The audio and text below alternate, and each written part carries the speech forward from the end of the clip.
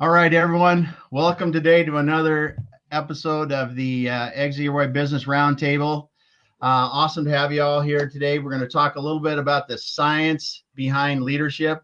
Brad Smith is with us here today from Stellar Insight to talk about it a little bit more. So welcome, Brad. Glad to have Good you. morning. Good to be here. Great.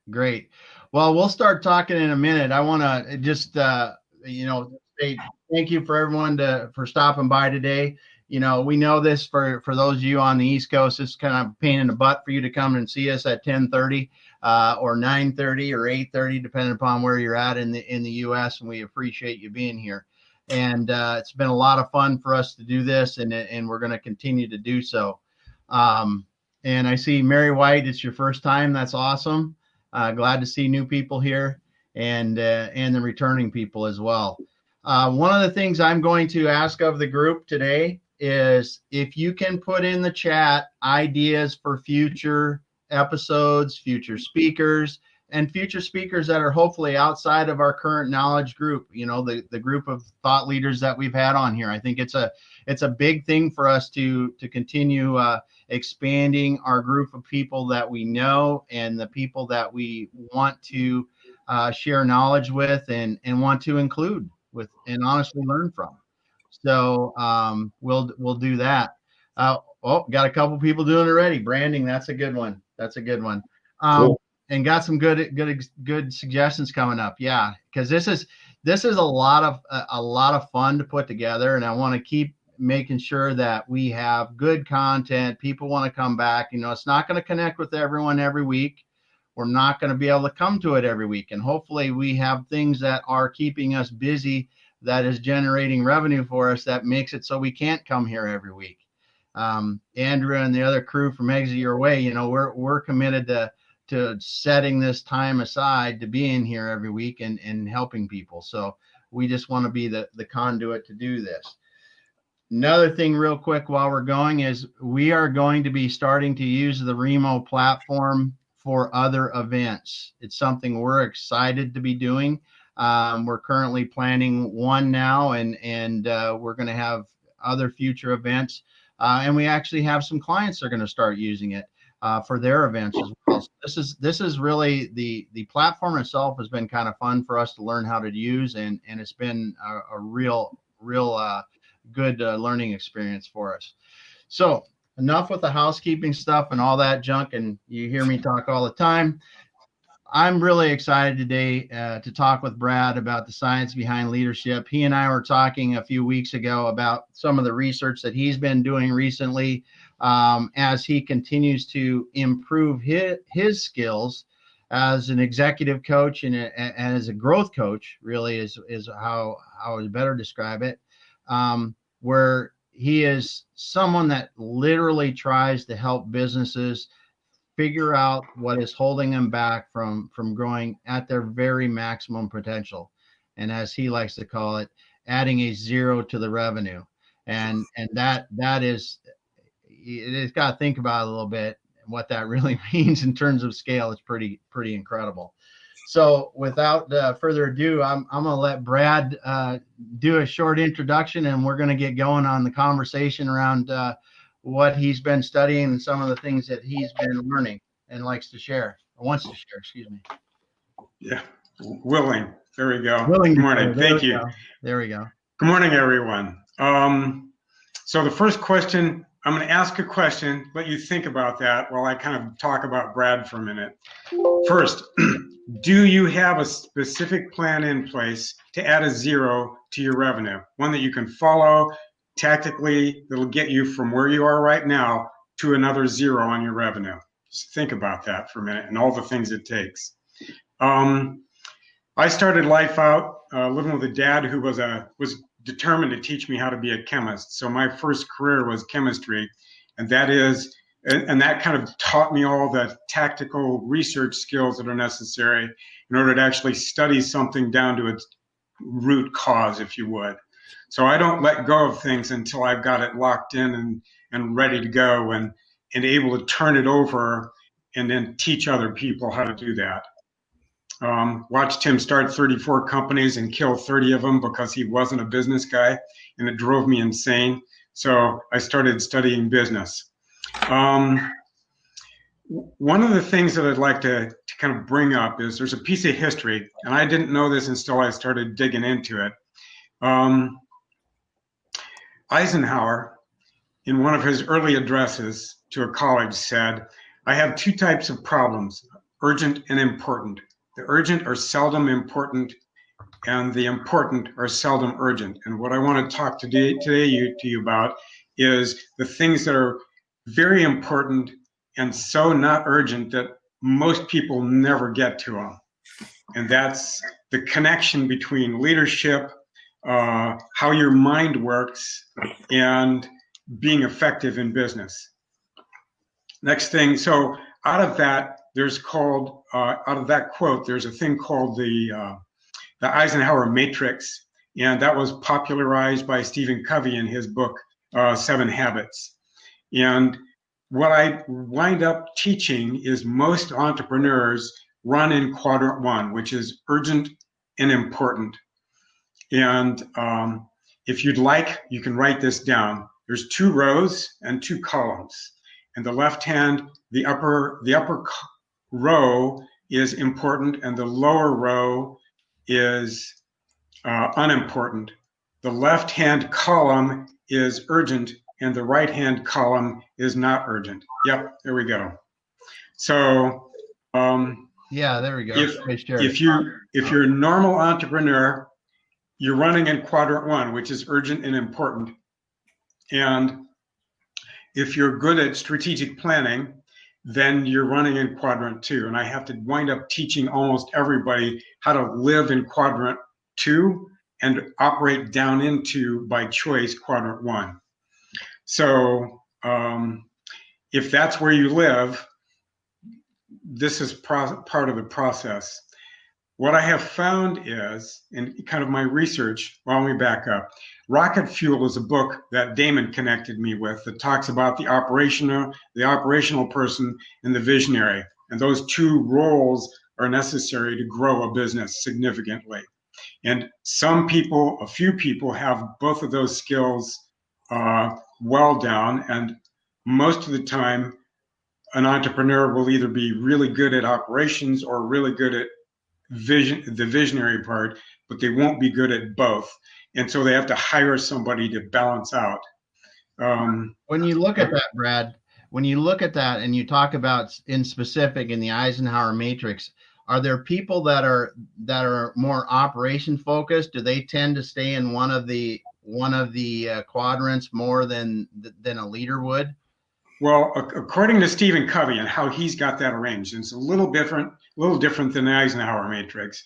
Quadrant 1 is the operational piece. That's the plate spinning piece, right?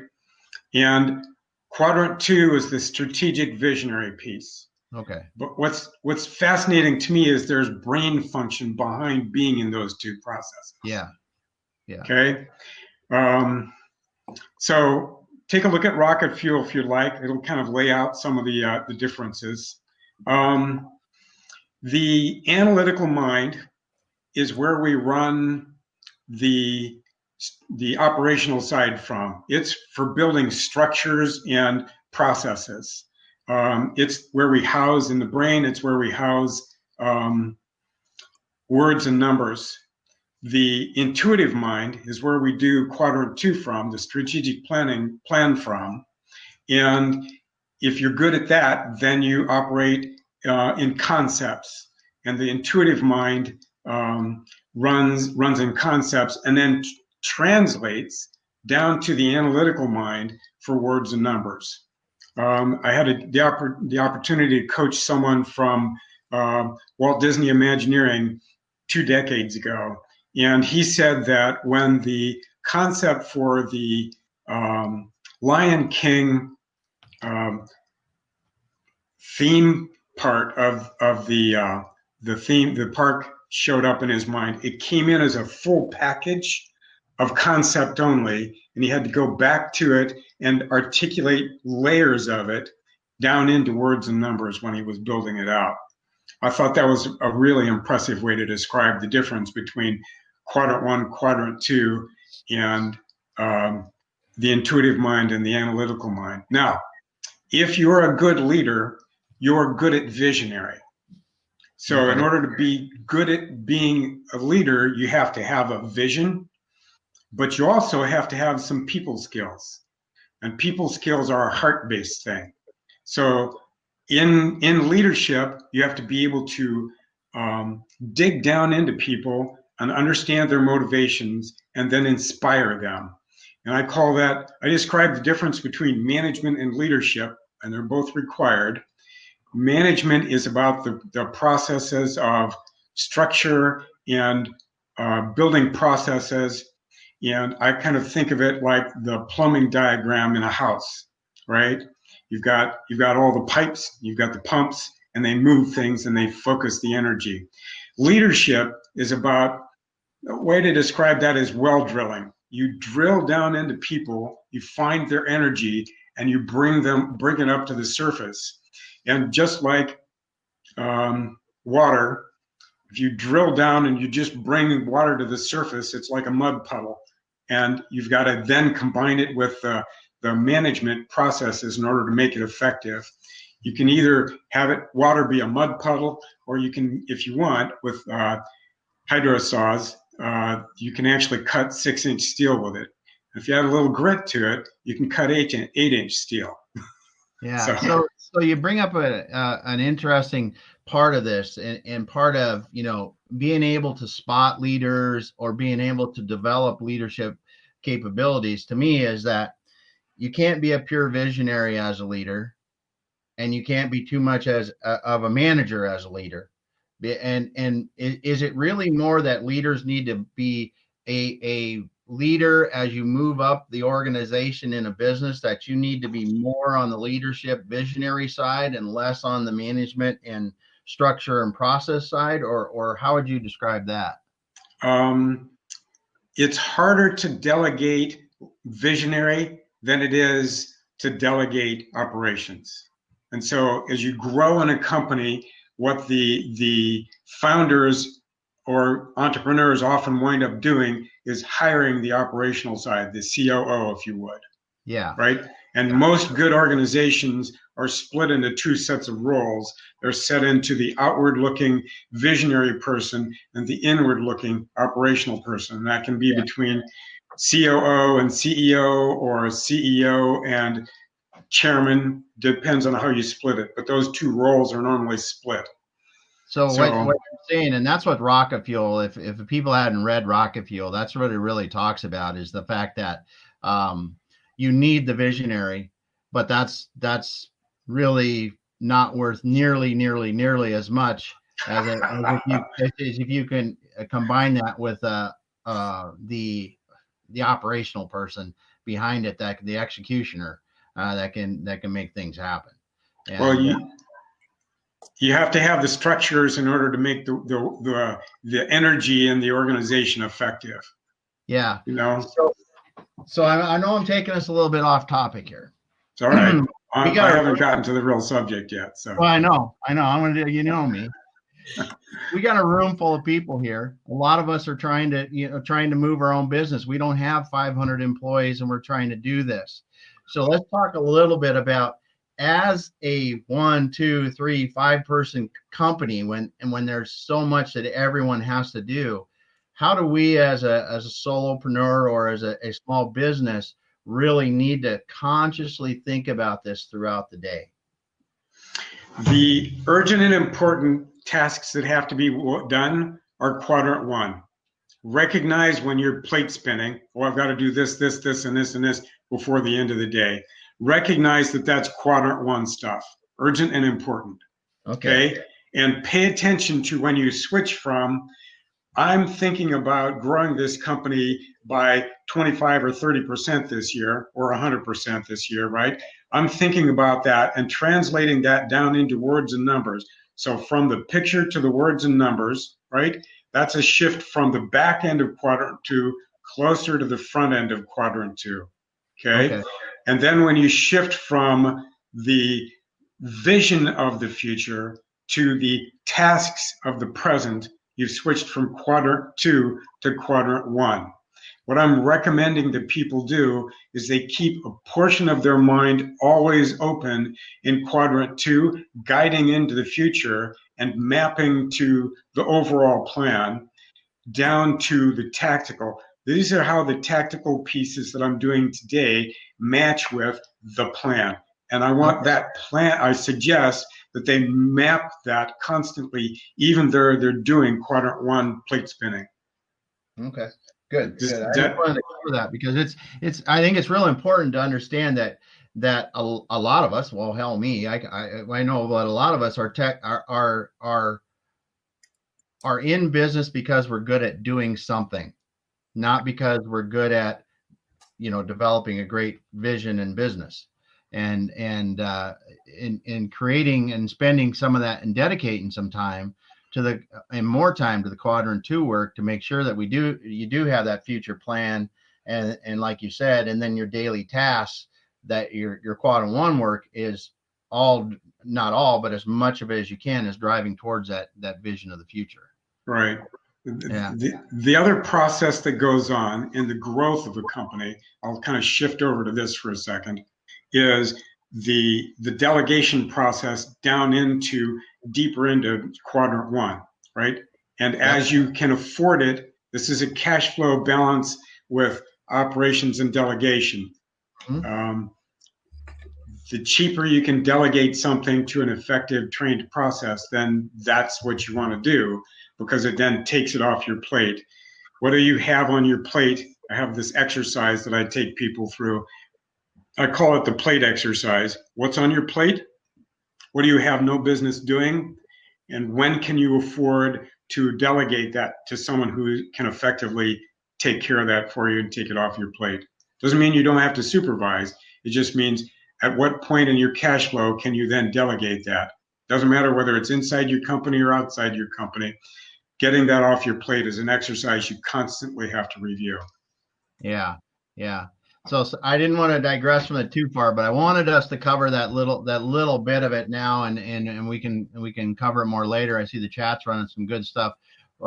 So continue on. Sorry, I kind of diverted us a minute there, but okay. All right. So now what I want to do is kind of shift into what I've learned, the science that I've learned about brain function and how that correlates into business management. I have had the fortunate/unfortunate event twice in my life, one in 2006 and one in 2017, of getting rear-ended in my car and losing function in my brain, having a concussion. And the first time it was pretty severe and shut down my brain literally for 4 years before I got it back fully. What I found was there was damage to the front left lobe, which is where we carry words and numbers and timeline sequence. And in rebuilding my brain, and I literally had to go down to the molecular level to rebuild it, and then the function part, I found at one point in the development that I was having a hard time with numbers. And after the first one, and after the second one, a hard time making my hands type the way I wanted them to, because I'd used to using the touch system for years. And so I had to go back in and practice. I did spreadsheets for 3 months, coming up out of the first one about 2 years in from the accident. So 2008, I started into a spreadsheet process. I did spreadsheets 7 days a week, 12 hours a day. And when I got done with that period, the business I was trying to start, kind of as a side piece, didn't make enough sense for me to start. But what I realized I'd done kind of unconsciously was rebuild my analytical skills, the front left part of my brain, by using it. I was putting blood into it. And because I was putting blood into it, it was healing. Okay. So this is part of brain development. I realized then that as I've kind of gone through all the evolutions, the intuitive part of my mind has always been pretty strong, and it took over when my analytical skills weren't. And so go ahead.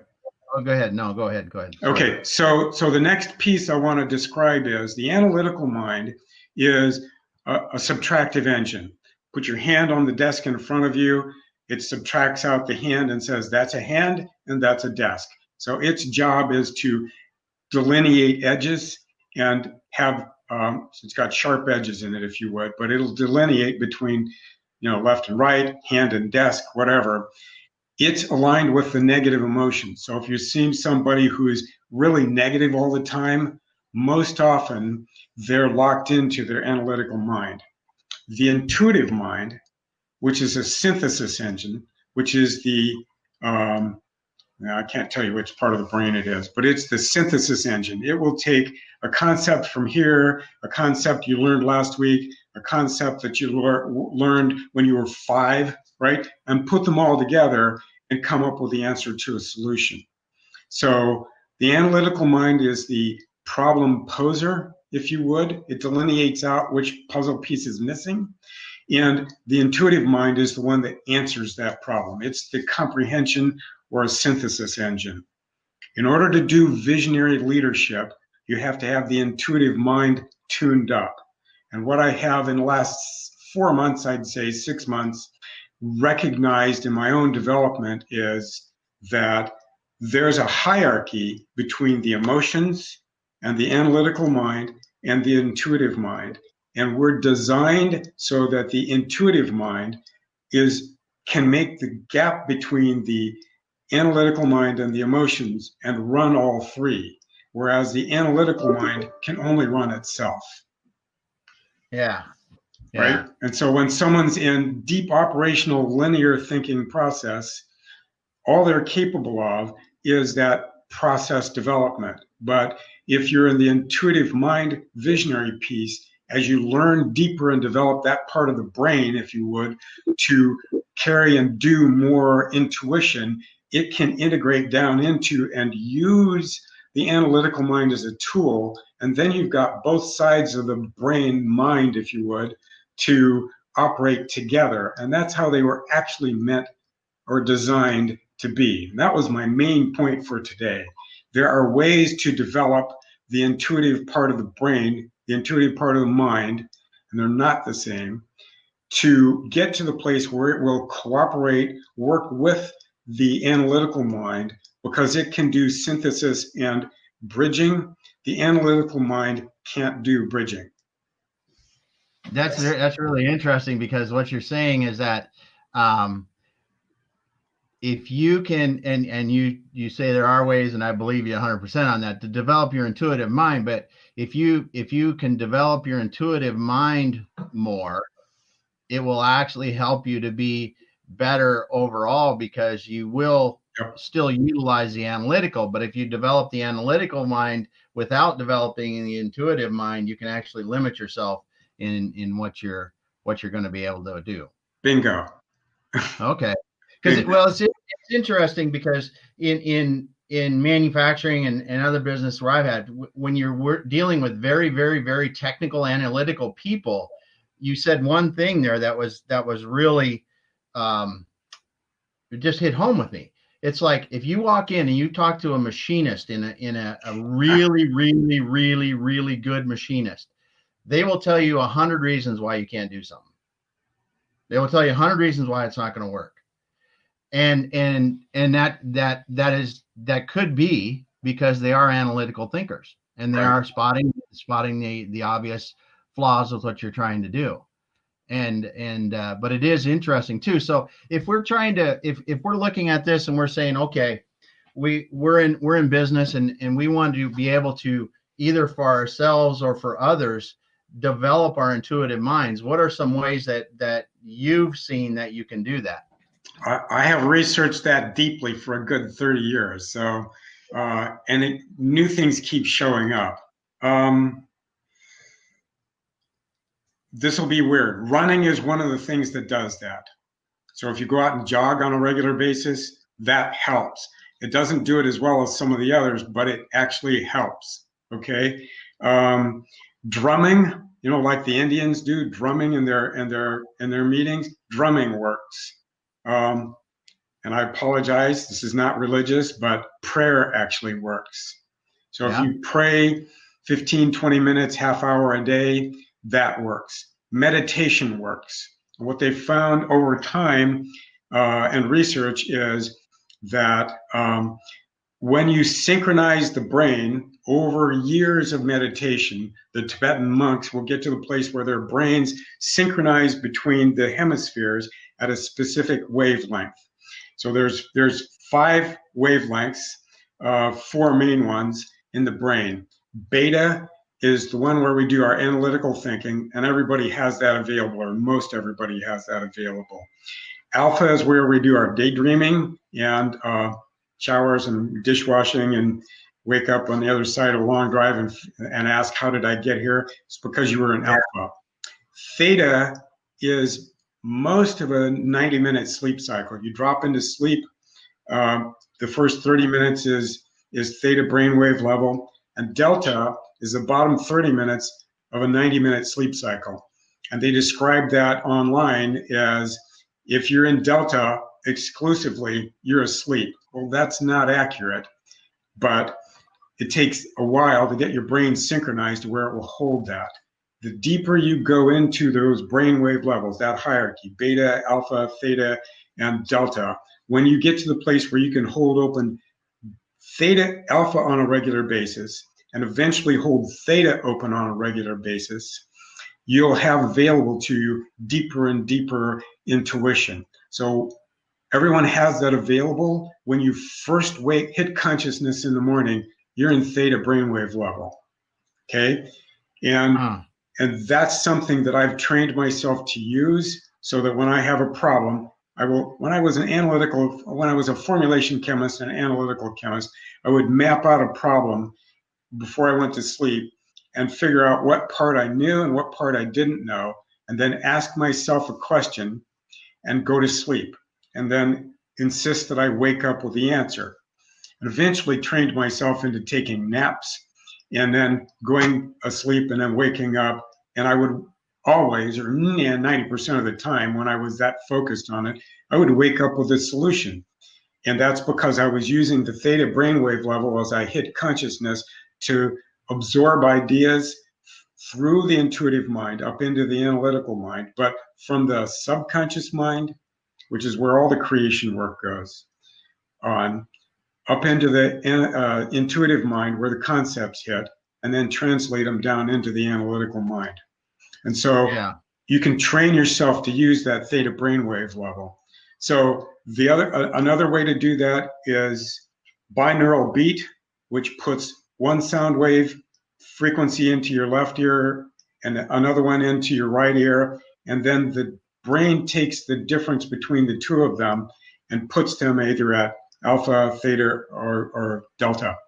I've meditated long enough using that method, the binaural beat method, so that when I'm in waking state, I am always in alpha. And I never leave it. I'm almost always in theta, and I almost never leave it. And so I can help people get to that. Okay. So there's the when deep we were end. talking, what's that? That's the deep end of the pool. Yeah. Go ahead. Well, it's about, you're on mute. Can you hear me? Can you hear me? Yeah. Yeah. Okay, great. Yeah, but it makes me think about, a lot of people say, I keep a notepad, when I'm taking a shower, because I have all these great ideas, and write them down. What's going on there? Is this something to do with relaxation, or do you have to be relaxed, to come up with these, I guess these breakthroughs, or I don't know, just a thought. Well, the relaxation has you let go of the tension that you hold yourself in the beta brainwave level. And when you relax, because meditation is essentially just a practiced relaxation, what you're doing is you're training the brain into just relaxing and dropping into the alpha brainwave level. And that's where we can have concepts pop in more easily. And that's part of the strategic planning process, is part of the visionary process. So we have to have that. But you can do exercises to use that develop that as a used skill. Excellent. Yeah. And no, you don't have to take showers all the time. Well, Aaron Atwood mentioned something here about using. Is it because we use coordination? I think he's referring to the running and that's one things I know that happens with me personally. Physical exercise, whether it's doing a hard task, running, just some sort of exercise, when you turn off that part of your brain that's thinking about everything, running through, all this, and it just kind of levels out because you're just moving, right? You're moving. You're not, even when you're running. I used to be a distance runner, right? So when you get into running and you're in 5 miles in, 10 miles in, you're not even thinking about running anymore. You're just moving, right? And do you think why it is? Because you get in it's kind of like when you talk about drumming or prayer or meditation, where you really are trying to stop thinking about everything and just let your mind go. Is that part of it? Is there's an additional piece in the running. What you're doing is using both sides of the body, and as a result of that, you're putting blood flow across the brain from both directions. So you're utilizing both hemispheres of the brain. You're synchronizing the brain, and because you're synchronizing the brain and letting go of the beta brainwave level, because you're not deeply thinking about something, you're just pondering. So running and pondering go together. Meditation is just the practice of removing your will from different levels. So I'll describe meditation this way. First, you sit and you remove your will from the physical movement. And then over time, you remove your will from the emotional state. And then you remove your will from the analytical state. And over years, you get to the place where that's what you're doing. You can speed that up by using binaural beat, but across the body is what's part of what's going on with the running. Yeah, very interesting. Very interesting. So when we up, if you want me to, from Mark, Mark Scrimenti. So he asks, how do you know when you're in alpha or theta? What is the experience like on the inside, or how does it affect interaction with others? Good question, Mark. Very good. Yeah. So there's a softening of your hard edges, if you would. There's a softening of your experience. Think about when you have an epiphany or a thought pop into your head. I track the direction it shows up from my head into the center of my brain for me to think. But when you're in that intuitive state, you can feel the softening of it. It's a kinesthetic experience of a softer feel to it. When I have to do numbers and words and numbers, certainly numbers, I can feel my brain kind of tighten up and harden up around the edges a little bit. And that way I know I've shifted from my constant state of alpha into the beta brainwave level more exclusively. So there's a hardening in beta and a softening. There's a kinesthetic experience. So I'm going to give this as a homework to everybody that's listening. I want you to track when you have epiphanies and then pay attention to how your mind feels when those happen. When an idea pops in, that's different than when you've got a solution pop in and go, oh my God, I didn't understand that until just now, right? When that happens, look at the clarity of that thought and also the softness or the kinesthetic feel of it. Okay. That's homework. Yeah. Again, like awareness, and knowing, and paying attention to when these things happen. Right. It's great. Yeah. Great. So the other piece that comes with this is the development of awareness. When you're talking with someone, in order to understand their motivations, you have to be aware of not just them and yourself, but both of you, right? How is it that you're aware of what they're feeling? And that's an important thing, right? How is it that you know they're inspired? Well, you don't until you pay attention, until you're aware, right? So awareness is part of this, and to just tracking yourself. One of the things that intuition allows you to do is it allows you to take concepts, but it also allows you to be aware of multiple things. I've developed the ability to put a thought aside and just hold my awareness in that thought and wait for the answer to come. Okay? And do analytical stuff at the same time. So I've got this awareness of, when I'm talking to someone, I can be aware of what's going on in their emotional state. I can be aware of what's going on in my own intellectual, analytical state. I can be aware of what's going on in their mind, not to be telepathic, but to be aware of how they're thinking about something and whether they're in agreement or not, whether they're whether they're in agreement or what they're actually hoping to achieve. So yeah, it's the awareness piece. That's a critical piece. Thank you.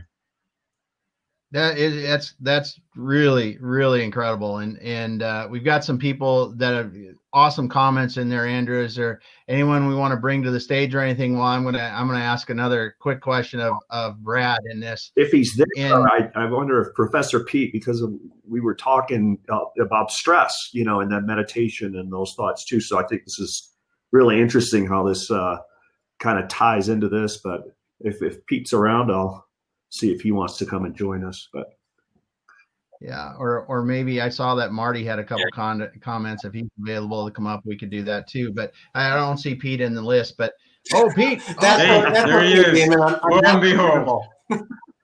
Hey, that's awesome to have you here. One thing, Brad, when we get in, when we're in business, right, and people go, oh, we need a new whatever general manager, right? And we're out there and we're picking a person. So you're looking at the business and you're trying to go, okay, where are the leaders at in my business?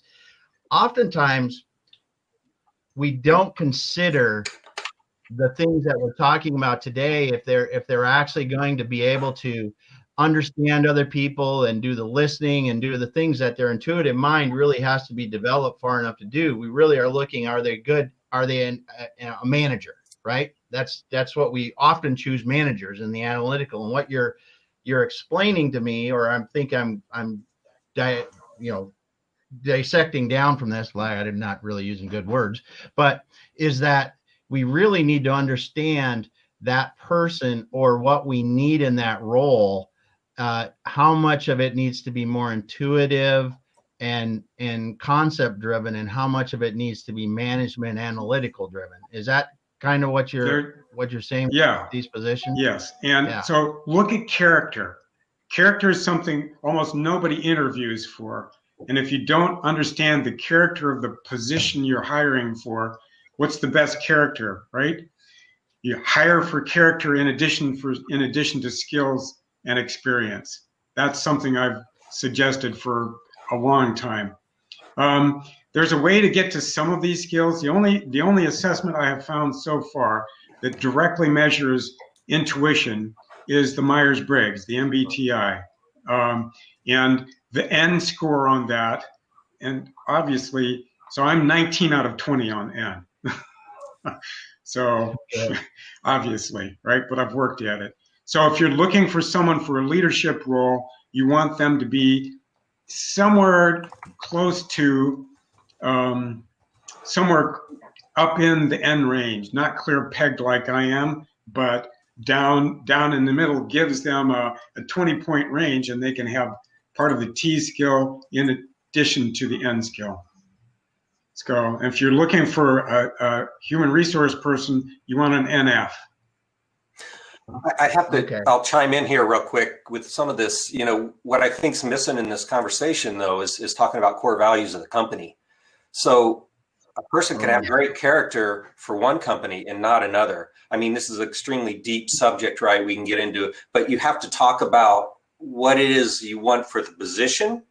As Andrew pointed out in the chat, right seats. You got to get the person in the right seat, depending on the roles of that position.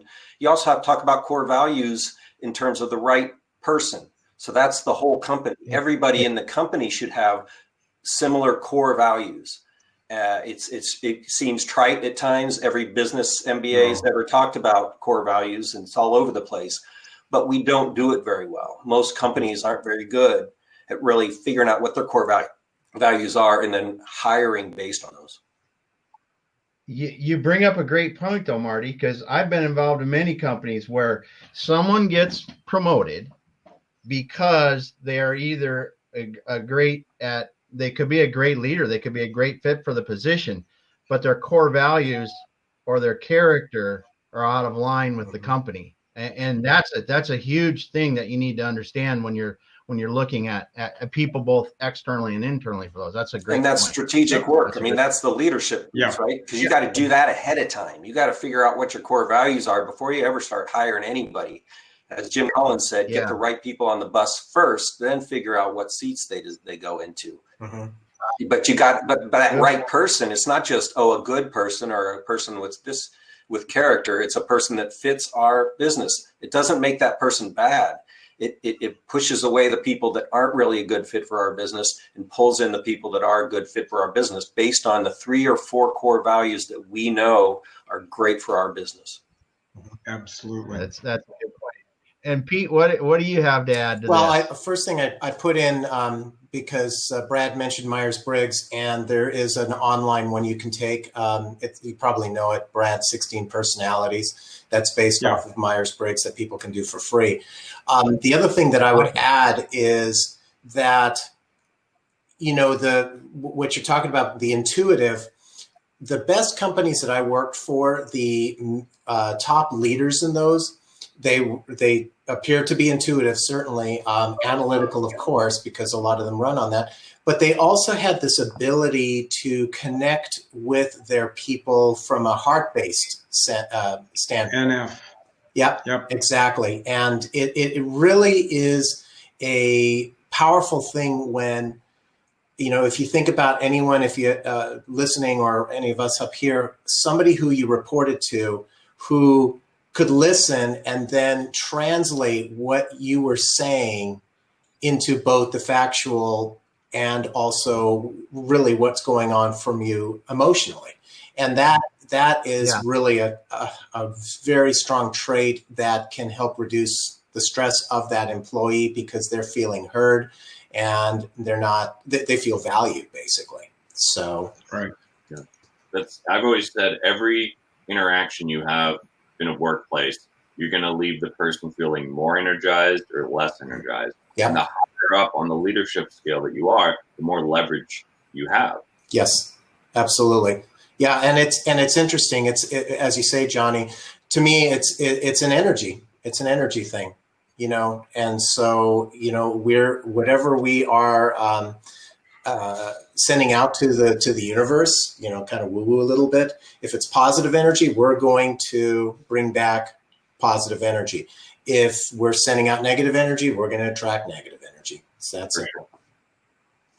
Right. Yeah. And that gets back to core values, which I think was a perfect thing. Yeah. Core values. One of the things that's necessary when you're doing leadership and your awareness, right, part of a strategic plan is to design not just the character of the people that you're hiring, but the character, as you would say, the character of the whole company. What do you want the culture character to be is part of strategic planning and part of the intuitive process. It's like, then you drop it into the analytical and you lay it out. You list it out. So Brad, I've got a question for you. The last corporation that I worked for, they had their core values, and HR was really pushing it. In fact, they even put it on our employee badges, on the back of the badges. And then we had this consulting company come in and do a big 3-month evaluation of the business, and then said, okay, this is what you guys need to do. And because they spent so much money on this consulting project, there were a couple things that they recommended that didn't fit the core values, but they still pushed it because it was the consulting company saying that, oh, you have to do this. And it's interesting because watching that a year later, and those things never materialized, but it put an enormous stress on the people who were responsible for trying to push it through the organization.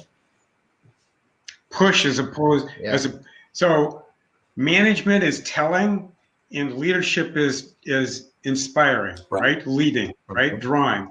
And so if you lead people into something like that, right, what you're doing is you're inspiring people to do something from their own energy, as opposed to shoving, right? You can get way more done with leadership than you can with management. Yes, absolutely. It's interesting that you guys are talking about this, because I don't know. Yeah, I'm on the phone a lot. But anyway, I was talking to somebody yesterday about this, in the fact that when you look at elite athletes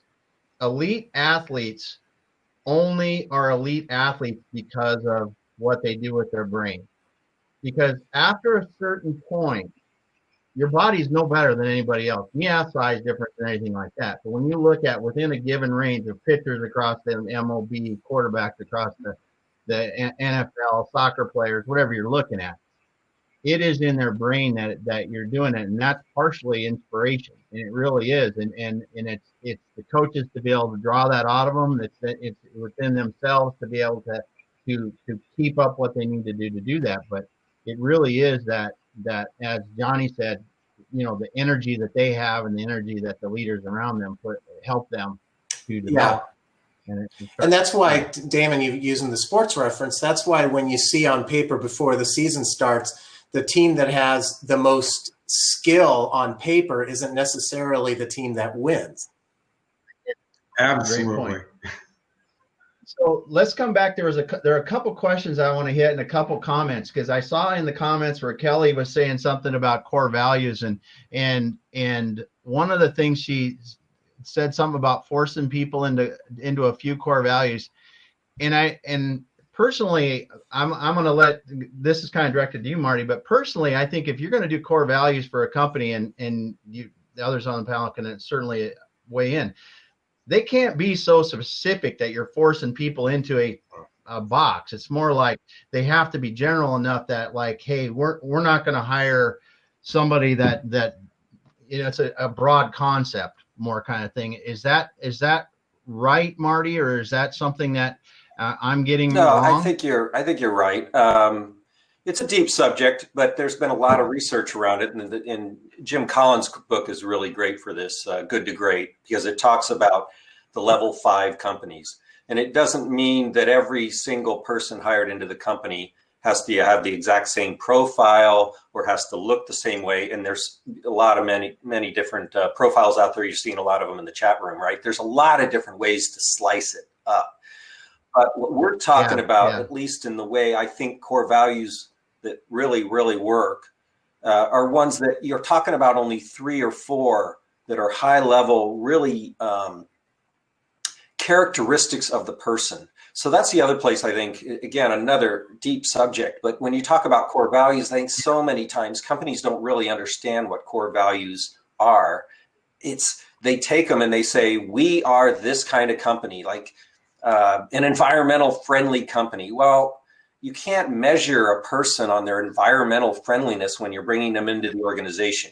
What I believe in is a good core value is something that somebody demonstrates on a daily basis. So whether they're in the sales department, and this kind of gets to maybe what Kelly's talking about, and we're going to probably talk offline about it because it's interesting to me, but it's a deep subject. But it's somebody in the sales department, are they going to have this exact same profile as somebody in the operations department? No, they're not. But they're going to have, our intent is to have the same core values. So Patrick Lencioni wrote a book about this. He has 3 main core values in his company: hungry. On the spot now, hungry is one of them. Smart, happy, hungry. There you go. So those 3 core values are something everybody should have, because they're for his company. And not every many companies that come to me want to say these 3 core values are good for every company, and it's not the case. Not every company is really, really hungry. Some want more balance in their organization. So you've got to figure out what those core values are. But I do believe those core values should be engaged by everybody, not just some people. And you got to figure out that balance between roles. Mm-hmm. Yeah. So I have a question. We've got guys. Morning. Yeah. Great. Would integrity be one that runs across all companies? Yeah, that would, Patrick Lencioni would say that's permission to play, right? Integrity is not a core value. Everybody needs to have integrity. That's not a good core value. Now it might be if it's a company that's extremely, I don't know what it would be, like an accounting firm where the integrity, certain amount of integrity is absolutely important for every single person in the organization. But most people would say that's a permission to play type core value. You need to, or an aspirational value. It's not something that we all, you need to have core values when you come into the organization. That is core values of the company. So I'd like to hear your comments here. Core values are really critical, and integrity is a great core value. In fact, it was one of Enron's core values. And this is the real challenge with core values. Is core values, are they the espoused values on the wall that some consulting firm came in or somebody dreamed up and they threw these values on the wall, versus are they real lived values every single day? And what I do with my clients is when we flesh out the core values, it's a critical exercise to build culture, is you have to identify not just the value, but the behaviors. So this is the value. Here's one of my clients: one planet, one life, one chance. So that's the value, right? But the behaviors are, our processes and products affect human lives every day. We must be conscious of how decisions impact the planet through the processes we engineer and the personal choices we make. So this is the value, and these are the behaviors. And so we that's like one of the cards that we work up with our clients, and we get real granular about not just the value, the core value itself, but the behaviors that go with that value. Because you could have a great sales, and you see this on sports teams all the time, right? We've got the superstar who he's an egomaniac, or she's an egomaniac, and it's all about them, and there's no they don't buy into the core values of the team, so they end up not going to the Super Bowl or the World Series. And that's why it is so critical. And Brad, what you were saying about, you have to lead this process. My companies are talking about these core values every day, every huddle, weekly meetings, monthly meetings, and they're also reinforcing. They're running around being good value finders. They're not running around with a Louisville Slugger beating the crap out of everybody for not doing something right, but they're finding people that are living the values and recognizing them on a consistent basis, so you get buy-in. And that is back again into leadership, and how this ties in. Good leaders have to be living it every day. They have to be demonstrating. And that is the kind of person that is going to be able to connect with people, and listen to people, as Pete said, and as Johnny said, energize people to go to work towards a cause that's bigger than themselves, and really get them excited to be there doing it every day. Because work is work. You're gonna have to work, and I don't care if you're, someone brought this up the other day. We were talking about if you haven't read it, there's a book about the Pike Place Market in Seattle and the flying fish or something like that, where they throw the fish. And I'm horrible at remembering it, but the book's sitting on my shelf. But people can inspire others that are doing really tough, really just unattractive work if they are good leaders. And it's because of the character they have. It's because of the caring, and because they're really living the values that the company and the organization wants to show. And if we can do anything today, and as we talk about this, is there we go. Kurt, thanks for bailing me out there. It gets the link for the fish book up. Is if we can do anything in any of our own organizations or any of the organizations that we help, is stop the progression of promoting people just because. I can tell you how many organizations you go into, and sales is one of the worst places. who's the sales manager? Well, that's the person that's been there longest. She's been here for 20 years. We got to make sure that they're the right people. And then another thing that us as leaders, as Brad said, we need to be developing the intuitive mind. And I'm grateful for you to do that. And I'm glad we went off onto the core values, because you can't lead without core values. And if everyone doesn't understand them and understand how you demonstrate them on a daily basis, you aren't going to get anywhere. And really, at the end of the day, we all want to get somewhere, and we all want our clients to get somewhere. So it's cool to see you guys talking about this. So appreciative of everything. And Andrew, are you going to jump back on the stage, or I see you're in the chat?